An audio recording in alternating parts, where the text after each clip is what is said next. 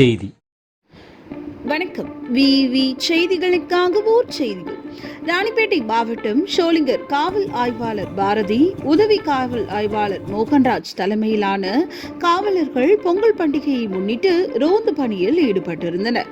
அப்பொழுது ஷோலிங்கர் அடுத்த பாராஞ்சி கிராமம் திரௌபதியம்மன் கோவில் அருகே மறைவான இடத்தில் ஒரு பெண்ணுடன் 4 ஆண்கள் என 5 பேர் காரில் மறைந்து பதுங்கி இருந்ததாக காவல்துறையினருக்கு தகவல் கிடைத்துள்ளது.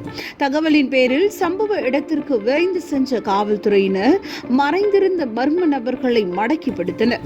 இதனிடையே அந்த கும்பலில் இருந்த பெண் மட்டும் தப்பி தலைமறைவானார். 4 பேரை காவல்துறையினர் பிடித்து சோதனை செய்தனர். சோதனையில் காரில் மறைத்து வைத்திருந்த பட்டாக்கத்தியை, காரையும் பறிமுதல் செய்து விசாரித்ததில் பாராஞ்சி பகுதியை சேர்ந்த சுதன் வயது 27, விஜய் வயது 24, செல்வமந்தை கிராமத்தை சேர்ந்த ஞான பிரகாசம் வயது 25, ஷோலிங்கரை சேர்ந்த விக்கி வயது 24 என்பதும் தெரியவந்தது. மேலும் தப்பி ஓடிய பெண் சுதன் மனைவி தமிழ்ச்செல்வி என்பதும் தெரியவந்தது. தொடர்ந்து 4 பேர் மீது வழக்கு பதிவு செய்த காவல்துறையினர் 4 பேரையும் அரக்கோணம் நடுவர் நீதிமன்றத்தில் ஆஜர்படுத்தி வேலூர் மத்திய சிறையில் அடைத்தனர்.